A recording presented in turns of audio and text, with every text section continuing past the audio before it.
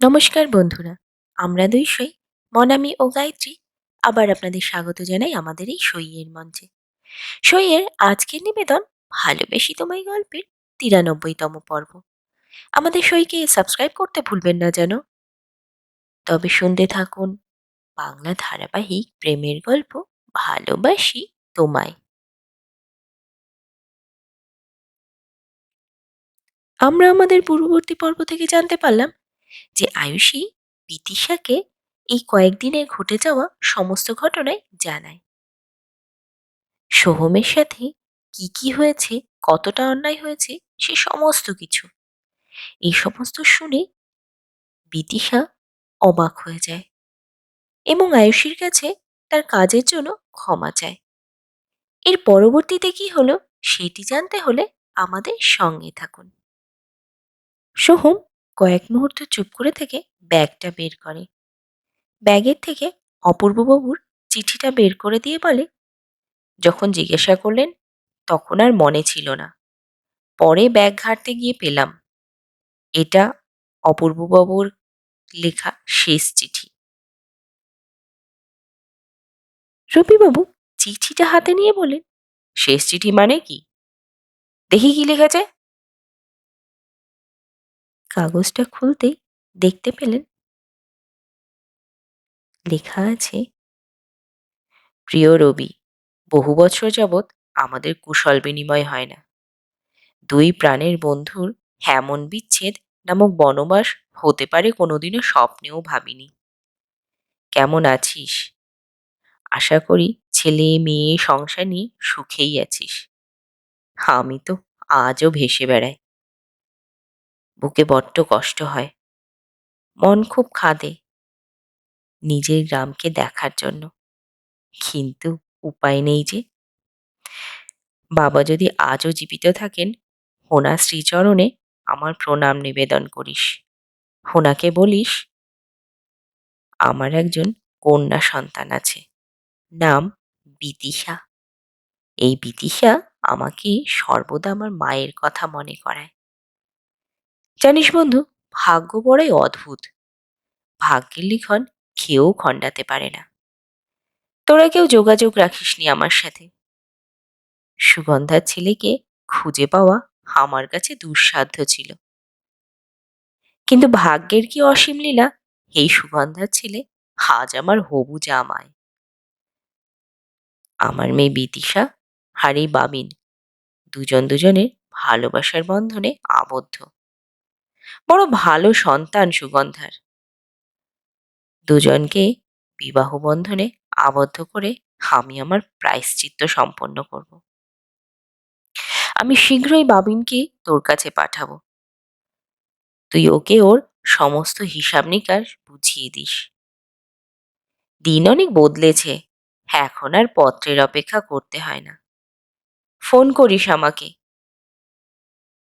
ঈশ্বর সবার মঙ্গল করুন। ইতি অপূর্ব। চিঠিটা পড়ে বড্ড আবেগপ্রবণ হয়ে পড়লেন রবিবাবু। মাথা নিচু করে আপন মনে বিড়ি টানতে লাগলেন, যেন স্মৃতির নৌকো করে অতীতে পাড়ি জমিয়েছেন। খুব ভাবুক হয়ে উঠলেন। বিড়িটা ঘরের কোনায় ছুঁড়ে দিয়ে সোহমের ডান হাতটা নিয়ে অপূর্ববাবুর দিয়ে আংটিটা হাতাতে হাতাতে বললেন, আমি তখনই তোকে বললাম না তোকে জামাই করবে নাকি? আমি ওকে খুব ভালো করে চিনি। ছেলেটা এত ভালো ছিল, কিন্তু বেশ কিছুক্ষণ থম মেরে রইলেন। আবার মৌনতা ভেঙে বললেন, আজ আগে ছাড়, একটু ফোন কর না অপূর্বকে। যদিও ঘুমোচ্ছে, ও কিছু হবে না, কর না ফোন। সোহমের মাথা নিচু করে বসে থাকে। রবিবাবুর পিঠে হাত বোলাতে বোলাতে বলেন, কি হলো, কর না অপূর্বকে একটা ফোন। সোহমের গলা ভার হয়ে আসে, ক্ষীণ গলায় বলে, অপূর্ব কাকু হার নেই। রবিবাবু ঠিক শুনতে পান না, বললেন, কি বলি? অপূর্ব কাকু আর নেই? সোহম বলে, অপূর্ব কাকু আর নেই। কয়েকদিন হলো উনি গত হয়েছেন। কথাটা শুনে রবিবাবু যেন আকাশ ভেঙে পড়লেন। বললেন, শালা, কি আজে বাজে কথা বললি! হোস! আছে কি তোর বল তো? সোহম এবার রবিবাবুর দিকে তাকিয়ে বলল, যা বলছি সত্যি বলছি, উনি আর নেই। রবিবাবুর চোখ ভিজে আসে। চোখের জল মুছতে মুছতে বলেন, হায় রে কপাল, এই জীবনে আর দেখা হলো না। নিজেকে সামলে বলেন, অসুস্থ ছিল নাকি রে? বয়স তো তেমন ছিল না, কি হয়েছিল? সোহম চুপ করে থাকে। রবিবাবু এবার অস্থির হয়ে ওঠেন। বলেন, বলবি কিছু, না পিঠে দেবো কয়েকটা? সোহম বলে, সে অনেক বড় গল্প। শুনতে শুনতে রাত আপনার ভোর হয়ে যাবে। রবিবাবু অস্থির হয়ে বললেন, যা হবে হবে, তুই বল। সোহম গল্প শুরু করে। গল্পে গল্পে রাত কখন ভোর হয়ে যায় দুজনেই কেউই বুঝতে পারে না। গল্প শেষে সোহম বিধ্বস্ত, ভেঙে চুরমার যেন। রবিবাবু চুপ করে থাকেন। সব দুঃখের যে সান্ত্বনা হয় না। ঘরে এক রাশ মৌনতা যেন পাহারারত। রবিবাবু সোহমের কাঁধে হাত রেখে বলেন, ভোরবেলার গ্রাম কখনো দেখেছিস? চল, তোকে গ্রাম দেখায়। গ্রাম হলো মায়ের মতো জিনিস, তোর সব দুঃখ ভুলিয়ে দেবে। চল, ভোর হয়ে এসেছে, বাইরে চল, শিগগিরই চল। দুজনে বেরিয়ে পড়ল বাইরে। হালকা কুয়াশা যেন ঘিরে রেখেছে এপার ওপার। হালকা হাওয়া ছুঁয়ে যাচ্ছে ওদের দুজনকে। পাখির কিচিরমিচির শুরু হয়ে গেছে। দূর আকাশে এক ঝাঁক পাখি খাবার খুঁজে বেরিয়ে গেছে। দূর থেকে শোনা যাচ্ছে কেউ যেন প্রভাতী গাইতে গাইতে নিজের ক্ষেতের উদ্দেশ্যে মেঠো রাস্তা ধরে রওনা হয়েছে। ফসলদের চোখে এখনো কেন ঘুম লেগে আছে। ওরা সবাই শান্ত আর স্থির। রবিবাবু একটা ধান ক্ষেতের দিকে মুখ করে সোহমকে নিয়ে দাঁড়ালেন। বললেন, কত সুন্দর দেখেছিস? তোর মনে যত ক্ষত আছে, তুই এখানে থাকলে দেখবি সব কেমন যেন সরে যাবে। তুই সেরে উঠবি। এই গ্রামে তোর শিকড় গাড়া। তুই হয়তো এদের চিনিস না, কিন্তু এরা তোকে খুব চেনে। এই ধান ক্ষেতের আল ধরে সোজা চলে গেলে তোর দাদুর বাড়ি। বিদিশার ঠাকুরদার বাড়ি পড়বে। আমি তোকে নিয়ে যাবক্ষণ। তোর দাদু আর দিদিমা এখনো বেঁচে, তোকে দেখার জন্য অস্থির হয়ে যাচ্ছে।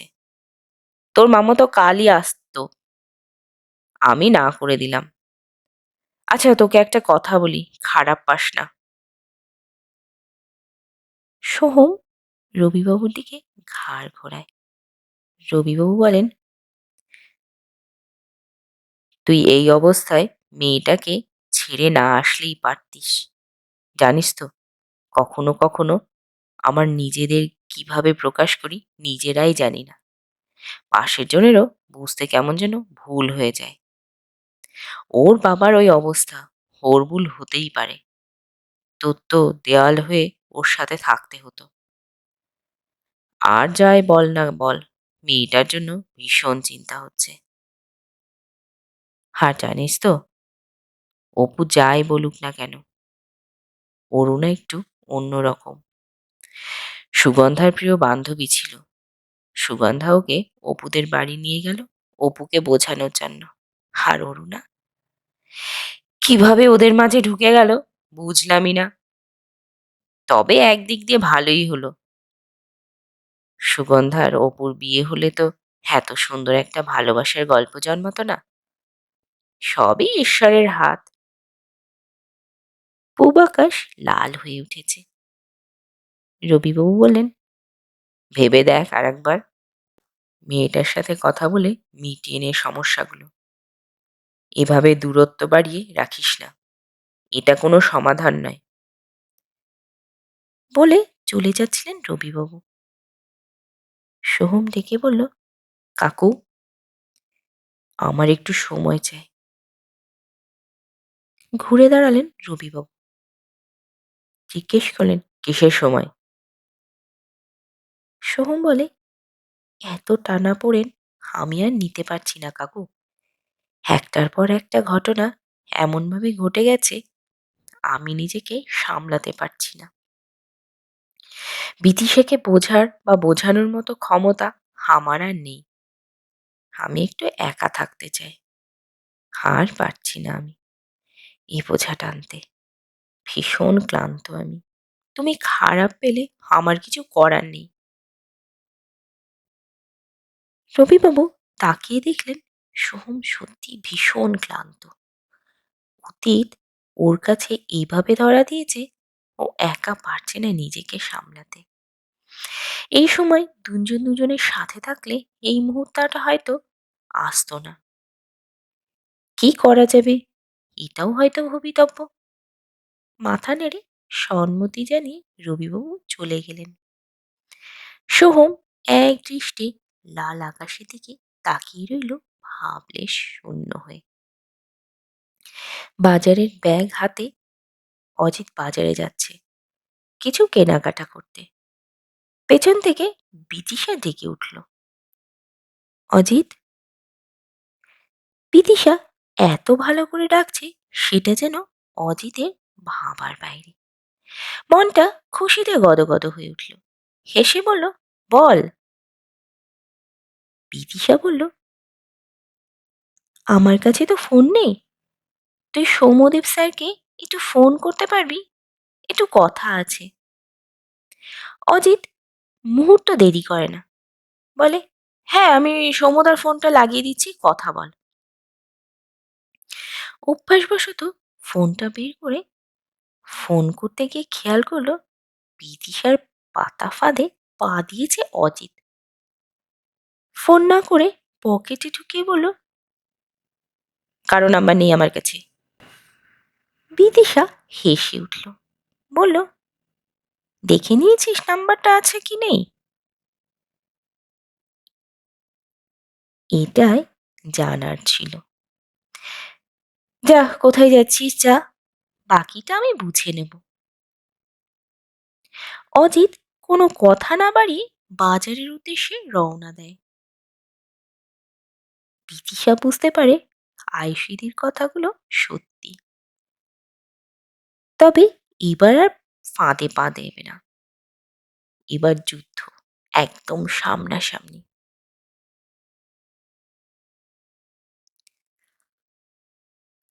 তো বন্ধুরা, কেমন লাগলো আজকের পর্ব? আজকের পর্ব কেমন লাগলো তা কমেন্টে জানান প্লিজ। আপনাদের একটিমাত্র কমেন্ট আমাদের এগিয়ে নিয়ে যেতে উৎসাহিত করবে। আমাদের গল্পটি ভালো লাগলে লাইক, কমেন্ট ও শেয়ার করুন। আর হ্যাঁ, সইকে সাবস্ক্রাইব করতে ভুলবেন না যেন। আজ এই পর্যন্তই। পরবর্তী পর্বে আবার দেখা হবে। ধন্যবাদ।